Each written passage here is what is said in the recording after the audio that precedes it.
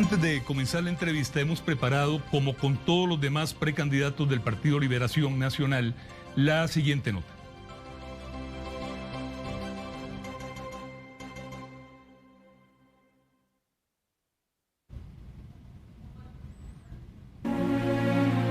Soy José María Figueres. Crecí en la lucha. Mis padres, don Pepe y doña Karen, me enseñaron los buenos hábitos del trabajo. Estoy casado con Cintia, tengo una familia adorable y un nieto divino que se llama Pepe. ¿Por qué quieres ser presidente? Quiero ser presidente de Costa Rica porque estoy convencido de que podemos transformar este país. Hacia esa transformación yo aporto mi experiencia al frente del gobierno, mis contactos internacionales y mi habilidad para conformar equipos de trabajo que sepan hacer las cosas. Pero necesito también de la ayuda de cada uno y cada una de ustedes, porque esto lo transformamos entre todos y todas. ¿Por qué cree que es la mejor opción? Porque tengo la experiencia de haber pasado por gobierno y se necesita experiencia para resolver los retos de hoy en día, porque tengo los contactos internacionales y quiero traer el mundo a Costa Rica, y porque estoy convencido de la transformación profunda que podemos realizar en este país, entre todas y entre todos. ¿Cuál es el principal problema del país y cómo lo resolvería? Tenemos una crisis de la salud que se resuelve en definitiva con más vacunas y más vacunas, complementando el esfuerzo de la Caja y del Ministerio de Salud. Tenemos un problema económico, cientos de miles de personas sin empleo y muchos otros desempleados. Pero el principal problema es el político.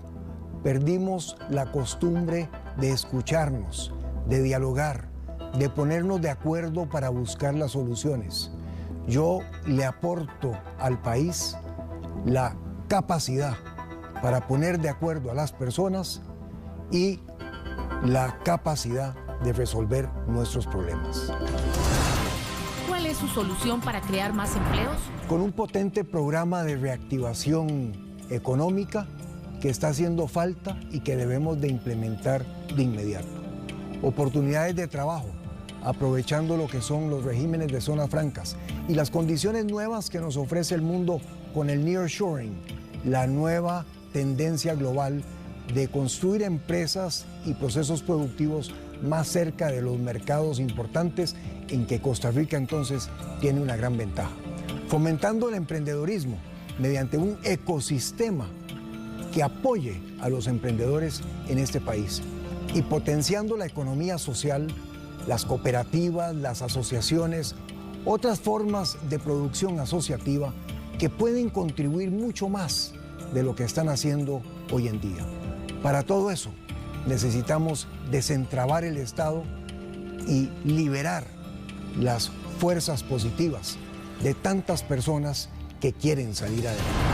¿Cómo reducir el rezago en educación elevado por huelgas y la pandemia?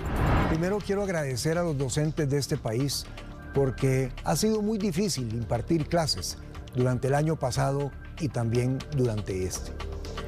Hacia el futuro debemos de complementar los esfuerzos de los docentes en las clases con tecnología y conectividad. No concibo de la educación sin conectividad hacia el futuro. Y para eso tenemos 350 millones de dólares en Fonatel que pueden cubrir a este país en todo lado, con fibra óptica, ancho de banda, internet de velocidad que permita avanzar con un proceso educativo de mayor calidad. Mientras tanto, convertir a Canal 13 en un canal educativo y cultural 24/7 con un gran énfasis en lo que es inglés y cómputo, que es lo que están necesitando los jóvenes para poder ingresar al mercado laboral. Jóvenes a quienes yo le daría esa oportunidad, hayan sacado o no su bachillerato, hayan concluido su secundaria o no, porque muchos se han salido del sistema, se han visto forzados a salirse del sistema formal de educación y hay que retomarlos y darle la oportunidad de que busquen su futuro en este país. Si lo eligen presidente, ¿cuál será su primer decreto? Será un decreto que desentrave este país, que elimine todo lo que se puede eliminar mediante decreto de procesos, procedimientos, órdenes presidenciales, en fin, todo lo que tiene que ver con el estado alambicado en que vivimos hoy en día. De nuevo, gracias por acompañarnos, don José María.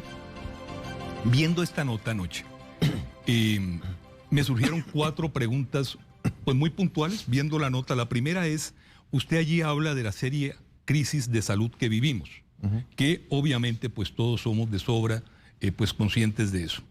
Hace aproximadamente 3-4 semanas, algunas de las principales autoridades de salud dijeron lo siguiente. Luis Rosero Bixby, que era temerario hacer la convención el 6 de junio. El doctor Christian Marín Müller, terrible, fue el tema que utilizó. El doctor Ronald Evans, absolutamente inapropiado. Inclusive 3 precandidatos también pidieron que se pasara esa fecha. Usted insistió en que no. No es una actitud irresponsable, don José María, a la luz de las opiniones de los expertos, de los que sí saben de la magnitud de este problema. Y cuando estamos con la última semana en 2.200 casos y las UCI saturadas con más de 530 pacientes. No, señor, no es una decisión irresponsable. O sea, los expertos hablaban sin saber. No, pero una cosa no tiene que ver con la otra. No es una decisión irresponsable, don Ignacio. Es una decisión meditada, muy bien pensada y basada precisamente sobre lo que sabemos de la salud. Esta convención fue atrasada ya desde el mes de diciembre, cuando se pasó de abril para el mes de junio. Cuando llegábamos cerca a la fecha, propusimos un protocolo sanitario al Ministerio de Salud que fue aprobado en su enteridad, refrendado por el Tribunal Supremo de Elecciones. Y las declaraciones más recientes del ministro Salas han dicho de que el protocolo de salud no solamente fortalece las condiciones sanitarias en que vamos a ir a votar, sino que no tienen nada que envidiarle a ningún otro país. Otros países, Ignacio, usted lo sabe, han ido a elecciones en peores condiciones, inclusive Estados Unidos. El mismo día 6 que vamos a la convención, en todo México estarán eligiendo los que van a ser gobernadores, y en el Perú estarán celebrando sus elecciones nacionales. De manera que, por el lado de la salud, esto era lo que correspondía, no seguir atrasando un proceso que no se debe atrasar también por otras razones. Hay un derecho adquirido de más de 20,000 personas, o casi 20,000 personas, que se habían inscrito en todo lo que son las papeletas distritales, sectoriales, y también de movimientos para renovar la estructura del Partido de Liberación Nacional. Y en lo político lo más importante, Ignacio, es que Liberación Nacional necesita ya pasar su convención para tener un candidato que le haga oposición al gobierno de una manera que empecemos a enrumbar las cosas en el país. Gobierno, por cierto, al que usted apoyó.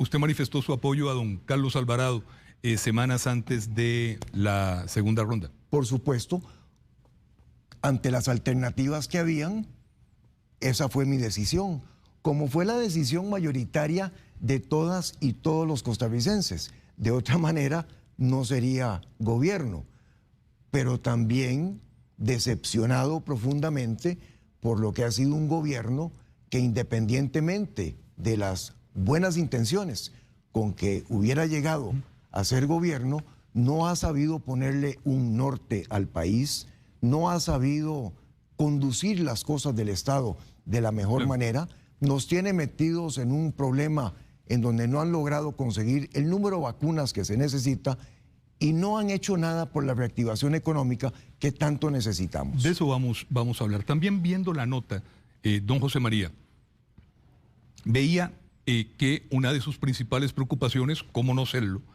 una de las principales preocupaciones, si no la principal de todos, es el tema del desempleo.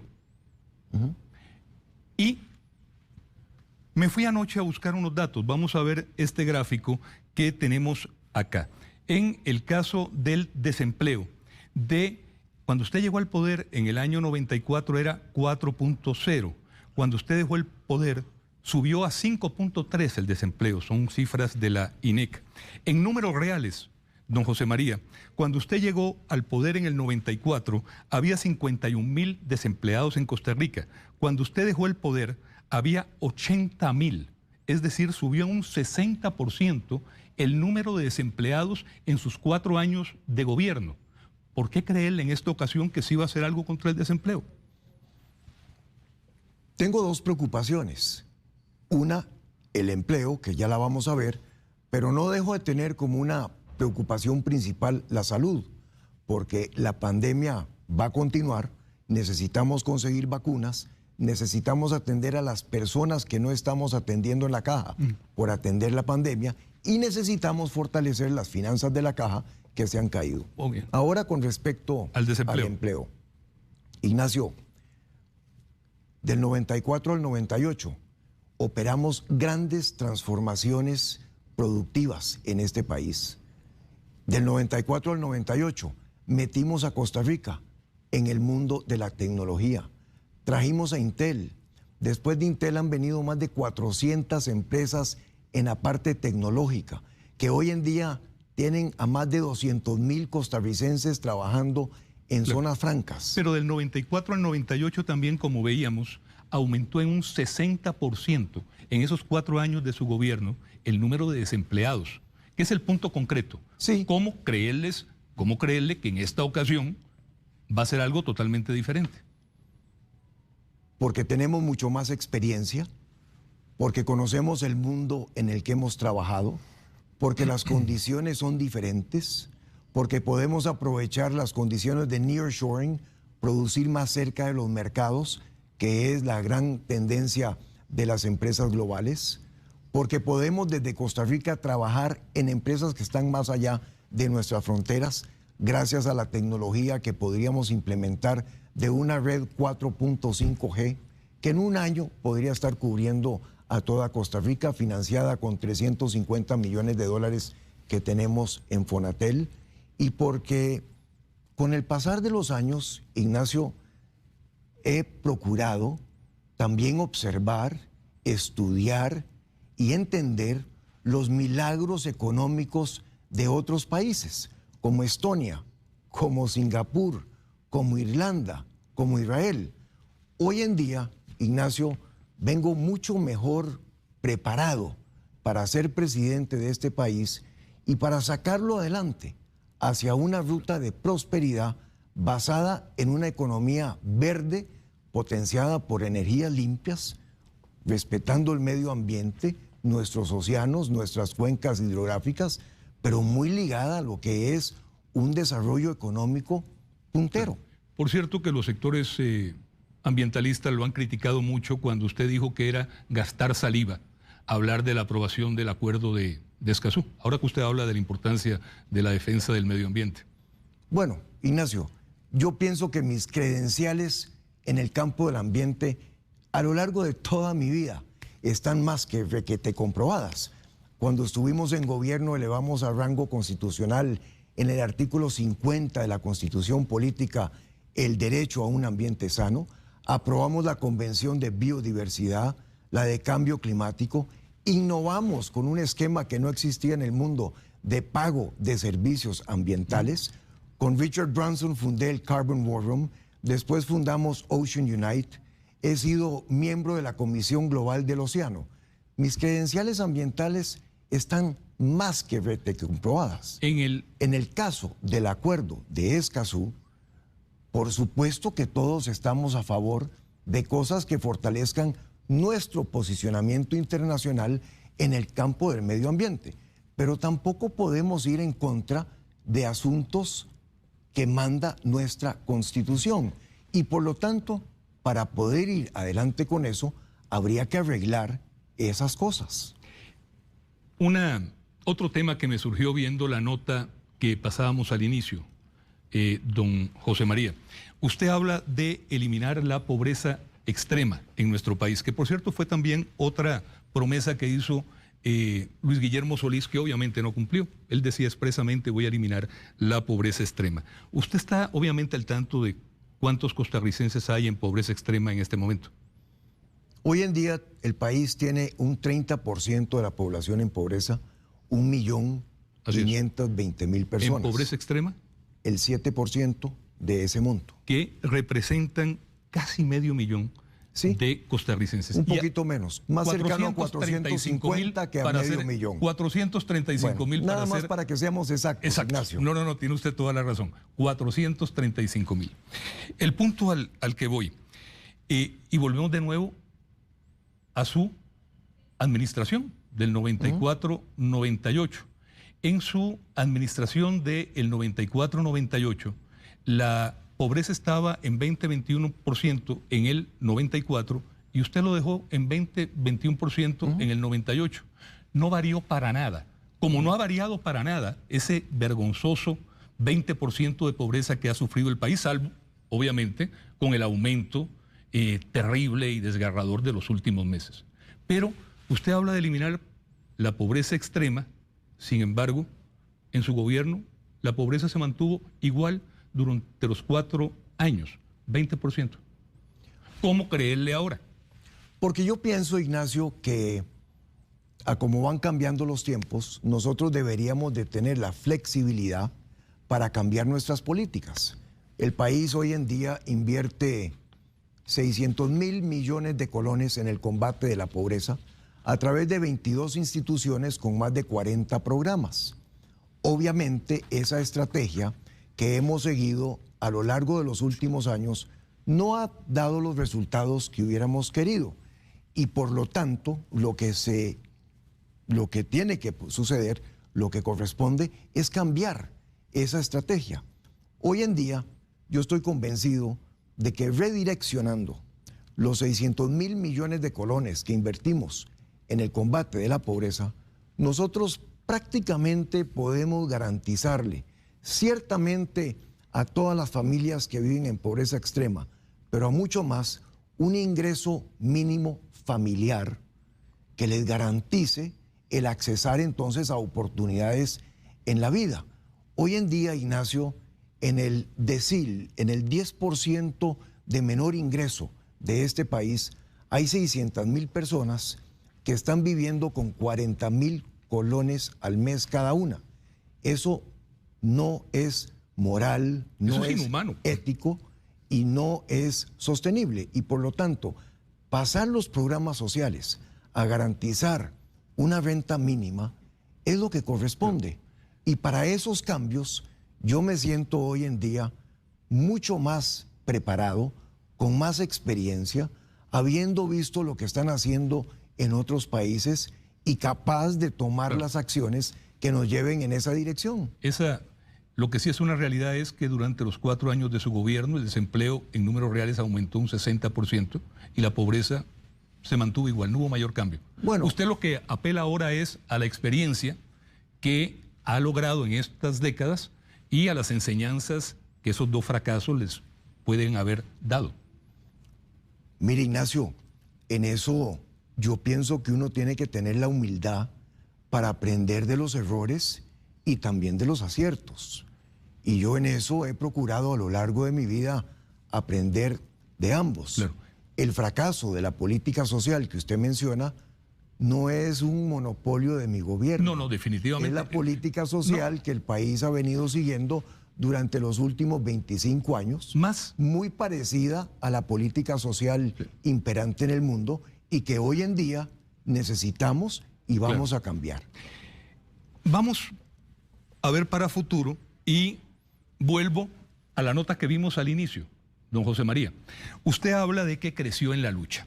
Crecer en la lucha, yo creo que de más está decirlo, es crecer trabajando la tierra.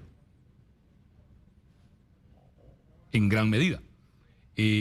Al punto que voy.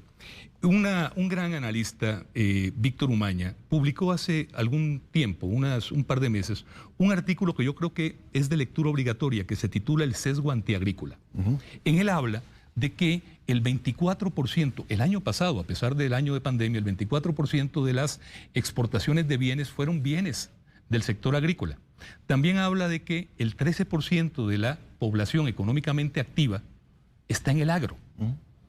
También habla de que un 1% del financiamiento se fue para el sector agrícola, nada más. Y yo creo que usted es totalmente consciente de los gravísimos, de los desgarradores problemas del sector agrícola, de los cientos de miles de costarricenses que viven de su trabajo en el campo. Yo creo que eso está de más preguntarlo. Por eso me llamó poderosamente la atención lo que vamos a ver a continuación, que es en la carta que usted envía para la presentación de su campaña, que me la leí con total atención del 11 de abril. Vea esto y vamos a ver el gráfico. Usted en ninguna de las metas de su gobierno habla de cómo reactivar la agricultura. Y en las 30 páginas, salvo que yo me lo haya perdido, de esta carta, usted no habla de eso. ¿Cómo ignorar los gravísimos problemas del sector agrícola? Ignacio, no los he ignorado. Pero no está ahí en ninguna de las metas. Y gracias por darme la oportunidad para que hablemos del sector agropecuario. Porque no lo hizo en la carta que envió hablando de las metas de su eventual gobierno. Porque esa es una carta que no toma en cuenta todo lo que son los aspectos de un programa de gobierno. Pero algo que debería ser tan importante como el sector agrícola, don José María, lo que me llamó la atención es que usted no lo menciona ni en una línea. Hay muchos otros sectores importantes de la economía nacional que no se mencionan en ese primer informe. Pero déjeme, por favor, Ignacio, hablarle del sector agropecuario. Hay dos sectores agropecuarios en este país, Ignacio. Hay un sector agropecuario que lo que necesita es que el gobierno no le estorbe. Es el sector de la exportación de piña. Hay muchos sectores a los que le pasa eso, don José María. Los podremos discutir en otro café y política, no, pero a ese sector de la economía agrícola lo que le sirve es que el gobierno, el Estado, no le estorbe. Es el sector de piña, que tiene 40,000 hectáreas, que emplea igual número de personas en forma directa y más de 110,000 personas en forma indirecta. Es el sector que tiene el 80% del mercado mundial de la piña, que ha logrado en solo 20 años, Ignacio. Yo me quito el sombrero ante un sector tan vigoroso y potente como ese, que ha pasado por todas las curvas de aprendizaje, tuvieron problemas con respetar en algunas plantaciones el medio ambiente al principio. Serios problemas, hay que destacarlo. Por supuesto, como cada cosa nueva que se inventa en la vida, pero que los han superado y que van para adelante. Es el sector de banano que está exportando, es el sector de tubérculos que está exportando hoy tubérculos costarricenses y chayotes costarricenses a Australia. Ignacio, ese sector es pujante y está creciendo. Lo que no está creciendo es el resto del sector agropecuario, que son pequeños y medianos productores todavía entrapados en el mercado local, donde la oscilación de precios y otras barreras tecnológicas, como por ejemplo el hecho de que no hayamos importado nuevas moléculas y productos en los últimos 20 años. Eso es inaceptable. Bueno, cuando uno ve, son más de 20 años en algunos casos. Sí, por eso es que quiero ser gobierno para arreglar esas cosas, Ignacio. Le agradezco que me dé la oportunidad también de decirlo. Pero ese sector necesita mucha ayuda. Ahí hay mucha cooperativa que está pegada. Y sobre ese sector, Ignacio, yo le agradecería que usted pudiera entrevistar a don Luis Ángel Alfaro con un grupo de 20 productores agropecuarios que desde hace 4 meses, Ignacio, vienen trabajando, reuniéndose en todas partes del país, sector por sector, cultivo por cultivo, cooperativa por cooperativa, para hacer un diagnóstico como el que nunca antes se ha hecho y ponerle el cascabel al gato. ¿Y sabe cuál es la gran transformación, Ignacio? La gran transformación es aprovechar los fondos que el mundo tiene hoy, como por ejemplo el Fondo Verde en Corea, para refinanciar una capitalización del sector agropecuario, meterle tecnología que lo haga resistente frente al cambio climático. porque la mitad de las emisiones de carbono en este país, Ignacio, vienen precisamente del uso de la tierra. Y entonces ahí hay una gran oportunidad para avanzar en términos del medio ambiente y de la economía de este país. Pasando a temas electorales y... Perdón, pero eso queda claro. Pues lo que no queda claro es por qué todo eso no lo incluyó en la carta que envió, donde sí trata un sinnúmero más de temas. De hecho, vamos a ver el gráfico de nuevo, por favor. Porque no incluye muchos otros temas, Ignacio. Pero, pero la preocupación mía es que cuando uno ve... Espero que con mi explicación la preocupación le haya quedado menos profunda. Más que a mí, espero que haya sido así a los cientos de miles de agricultores que la están viendo muy mal en estos tiempos. Sí, efectivamente. Y por eso es que estamos trabajando en eso. En febrero pasado, el expresidente Óscar Arias afirmó que a Figueres las cifras no le dan para ganar una elección. Prácticamente dijo, como dijo don Pepe en el 77, que lo barren, como dijo don Pepe de don Luis Alberto. Y no solamente dijo eso don Óscar, dijo que una tercera derrota consecutiva implicaría enterrar a Liberación Nacional. En eso han coincidido varias personas de su partido, inclusive eso hasta lo decía hacía un mes y medio, 2 meses, don Antonio Álvarez, que usted podría ganar una convención, pero no podría ganar una elección. ¿Qué opina usted, don José María? Tengo el mayor de los respetos por don Óscar Arias. Es una persona a quien yo siento que las y los costarricenses le debemos muchísimo. 2 gobiernos, Plan de Paz en Centroamérica, Premio Nobel de la Paz. De verdad que mucho respeto y mucho cariño. Pero como analista político, ¿lo respeta también cuando dice que usted no va a ganar las elecciones si fuera el candidato de Liberación? Bueno, yo pienso que don Óscar ya en estos últimos años se ha ido apartando un poco de las cosas del partido y del sentimiento que hay en Liberación Nacional. Hoy, Ignacio, la mayoría de Liberación Nacional es figuerista. Y por supuesto que siempre hemos estado acostumbrados al embate y al ataque y a esos comentarios que a lo largo de mi vida han acompañado mi trayectoria política y mi trabajo internacional inclusive. No le tengo miedo a eso, Ignacio. Estoy muy claro en lo que quiero para este país. Yo estoy seguro que podemos transformar Costa Rica. Yo estoy seguro que podemos montarnos sobre una economía verde, potenciada con energías limpias. Estoy seguro que podemos ponerle atención a las cosas que más están preocupando a los costarricenses hoy en día y que podemos sacar esto hacia el futuro. Cuando usted menciona eso, don José María, de los embates que ha recibido a lo largo de las décadas, yo creo que no hay encuesta que yo haya visto que no lo sitúe como el político peor valorado en el país. Sí, yo pienso que usted ha contribuido a eso. ¿Yo? Sí, claro. Porque ¿Con qué concretamente? Bueno, porque de usted también he recibido muchos embates, pero... ¿Hay algún embate que haya recibido mío incorrecto o indebido? Bueno, yo pienso que no todos han estado centrados sobre la verdad de los hechos. Pero eso lo podemos discutir en otro momento. Eso no se lo puedo aceptar bajo ninguna circunstancia. Yo tampoco creo que los hechos que hemos publicado en algunos momentos sobre usted han estado basados en hechos. Sí, yo pienso que no, don Ignacio, pero lo podemos discutir. Qué lástima que no procedió a verlo. No es que usted puso el tema, no lo puse yo. Bueno. Qué pena que no procedió y lo hubiéramos resuelto en tribunales, don José María. Bueno, don Ignacio. Para que ahí la verdad se hubiera establecido. No soy un hombre de andar buscando pleitos. En esta etapa de mi vida lo que he venido es a unir, he venido a conciliar.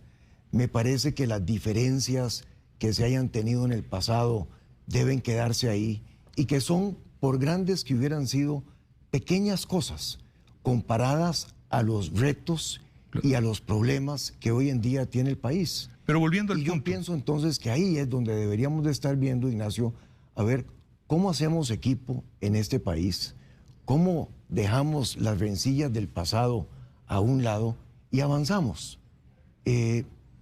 Lo que digan analistas políticos sobre estas cosas, que si está el país con Figueres o si no lo está, bueno, allá ellos con sus opiniones.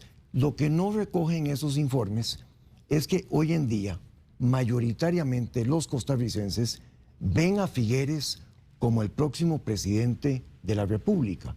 Y mi responsabilidad en ese sentido está, primero, en prepararme bien para ir a gobierno, en aprovechar todo lo que se puedan las ideas de las y los costarricenses, y por eso me he venido reuniendo con muchísimas personas a lo largo de estas semanas y de estos meses, y de buscar puntos de concordia y de unión, porque el pleito interno, don Ignacio, es lo que nos tiene en esta lamentable situación en que estamos. Sí. Hay pleitos que merecen la pena, don José María, ¿no lo cree usted? Claro, Bueno. El pleito por eliminar pobreza extrema, el pleito por avanzar con el cambio climático, el pleito por reactivar la economía nacional.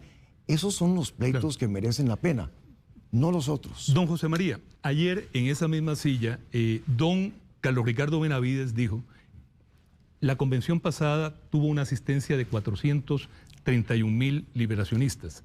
Ayer don Carlos Ricardo dijo que sería un éxito que el domingo 6 de junio lleguen a votar 200,000, menos de la mitad. ¿Qué opina usted? Pienso que el tamaño es secundario. Lo que importa es el ejercicio valiente y democrático de un partido que cumple 70 años, que es el partido que, si bien ha cometido algunos errores, es el partido que más ha hecho por este país y que se manifiesta nuevamente en las urnas para avanzar con la democracia, como lo han hecho tantos otros países en tiempos de pandemia y como merece que se haga.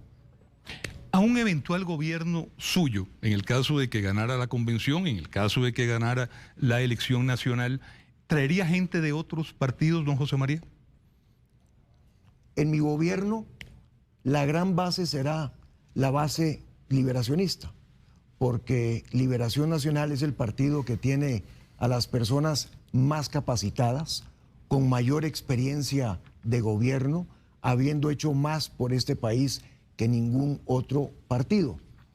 Pero también buscaría algunas personas de otros sectores de la vida nacional, porque lo que necesitamos en este momento, Ignacio, es una verdadera selección nacional.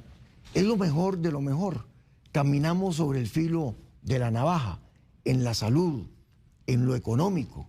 No tenemos una política exterior proactiva que nos posicione en el mundo y que nos permita accesar los fondos y las ayudas que hay disponibles para Costa Rica y que deberíamos de traer.